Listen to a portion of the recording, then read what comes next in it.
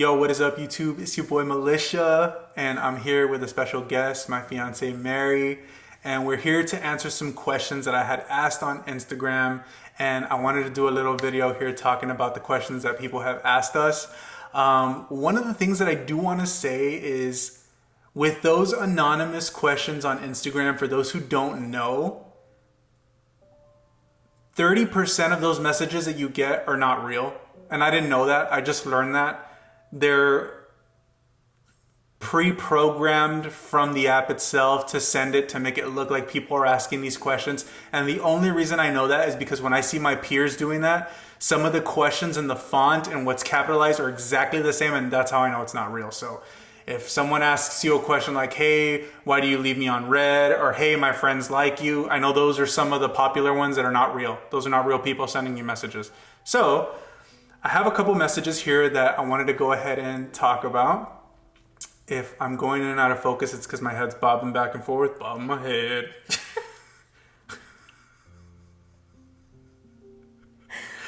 Let's get started with some of these. Okay, the first question. How many kids do you want to have? I'm gonna let you answer first and then I'll answer. Okay, I would like to have 2. I want a boy and a girl. Is there any particular reason why? Well, I would like to have a boy first, of course, so he can grow up and take care of his baby sister, look out for her, and yeah, so I can have best of both worlds, I guess.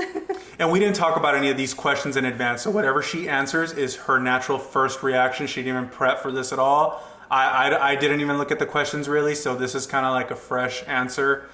For me personally, I think I would just want to have one more boy, or have one child that's a boy. I have a daughter currently, for those who don't know, and I felt like one child is enough.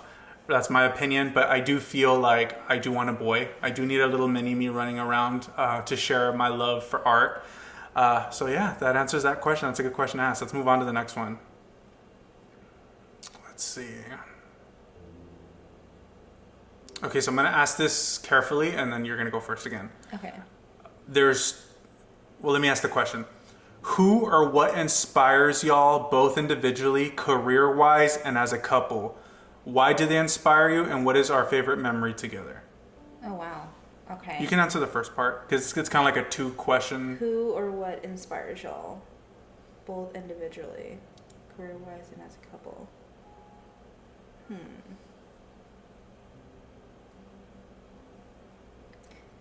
Well, who inspires me is my mother. She's a hard worker. She always told me not to give up on anything, and if I want anything, go for it. So I've always done that my entire life. Yeah, I feel like you get your lot of work ethic from her. Yeah, I never want to give up, and I always want to push myself to be better, and especially in that also intertwines with my work, actually, with my career as a manager and organizing and putting things together. And yeah, so my mom is... Would you say that's for work-wise? That's for work-wise and like and in as life. A couple? And as a couple, yeah, just because like I see like how so much like she loves my dad, and I can see that in myself with you. Mm-hmm. And like my love and attention and care, I always feel like I really do try to put you first before me. I always think about like, oh, David wants this, David likes this is what I wanted. I want to give him things first before me. Yeah. And it's true. It is true. Sometimes so, we do that for each other. Yeah. Who or what inspires career? I think career-wise, especially now, and the career that I'm doing now with full-time videography and content creating, I want to say something that inspires me is, and I did this last night, like seeing old videos of myself. Like I was watching an old video where I was giving like this motivational speech from like 5 years ago, talking about how the rave life saved me, and like I was looking at it, and even though some of those things are partially true, I still didn't know or had no idea of what I was getting myself into with the whole industry. And so that inspires me in a sense when I see old stuff of myself where I was a little naive or I didn't know, and seeing it now makes me a better version of myself. So I always try to compete with myself. I try not to look at other people's stuff because that's never good to compare with other people's work. Even though I'm guilty of doing it sometimes, where I'll like try to like, you know, I'm a very competitive person. So yeah, as far as couple wise, that's a hard question to answer because I feel like there's no such thing as a perfect relationship. So it's hard to say what inspires me.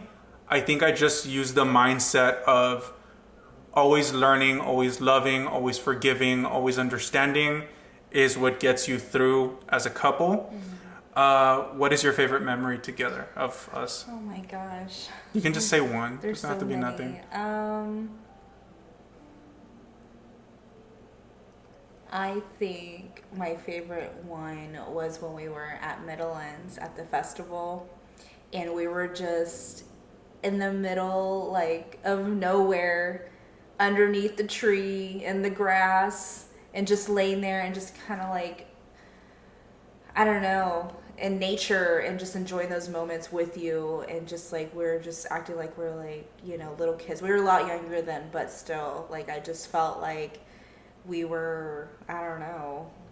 Yeah, that's a good one. Just like experiencing something different. That's a good one. For me, what would be our best or not our best, but one of our favorite memories? That is a tough one. I think one of my favorite memories is when we went to go see Getter in Houston. Oh yeah. For my birthday. During his performance, I think it was it Yultron or was it Getter already? I think it might have been Getter playing his set already. Someone played a Drake edit, and my favorite memory was singing to Mary, a Drake song, and I don't know, that's one of my favorite memories because every time I see it, it just reminds me of when we first met. There's like a raw like emotion to that video, and that always reminds me of what we are, what we stand for and stuff. Yeah, it was so really good. That's a good memory. Let's see. This is another fake one. Who do you have pinned on iMessage? That's a very weird question and very specific. That's not a real question. Yeah. It's the computer generated. Okay. So instead of doing this one, here's the next one, by the way. This one says name all your exes, but instead of doing that, I want you to say a memory of any ex of why you broke up.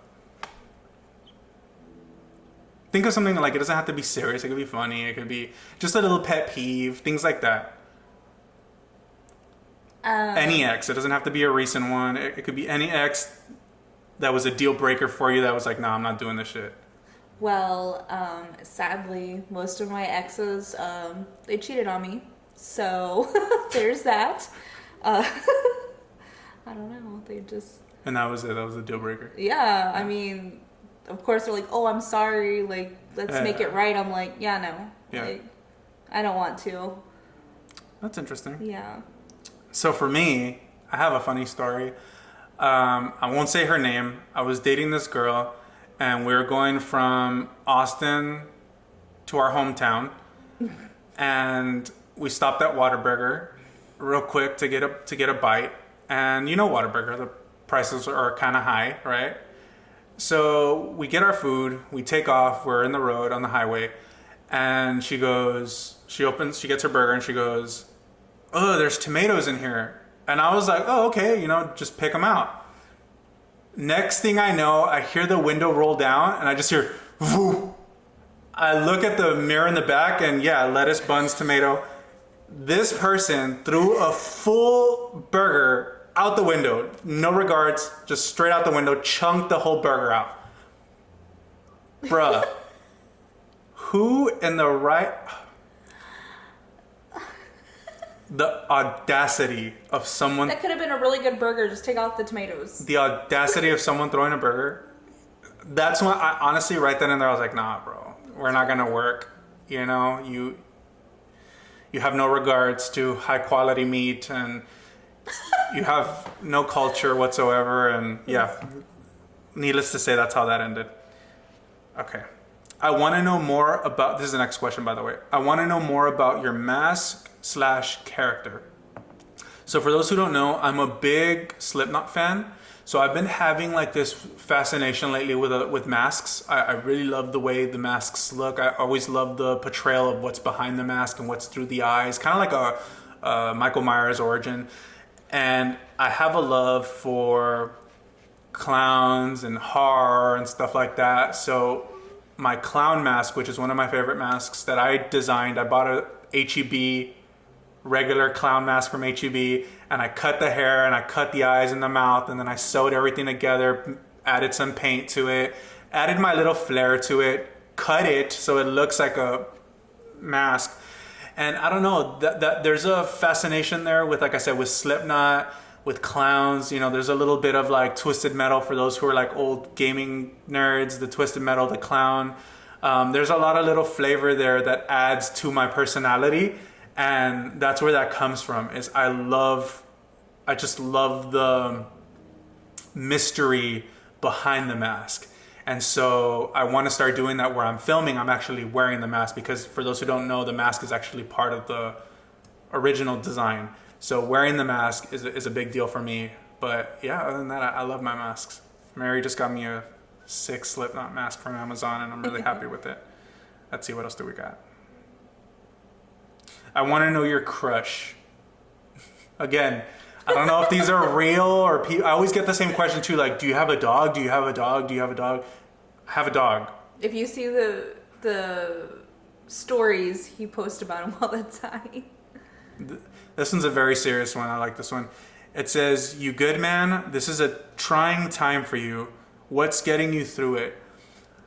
Not to change the whole vibe of the video, but yeah, the holidays is always really hard for myself, and I'm sure for a lot of people out there, especially now. I've lost a lot of loved ones, and I think what really gets me through it is not getting through it.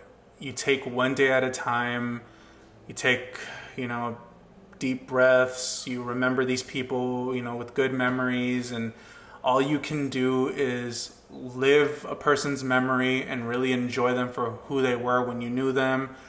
And that's what really gets me through it, is embracing it and understanding that you don't have to forget about these people. I used to think when a person passed, you had to get over it. Like, you would get hit, get over it, and then time would heal.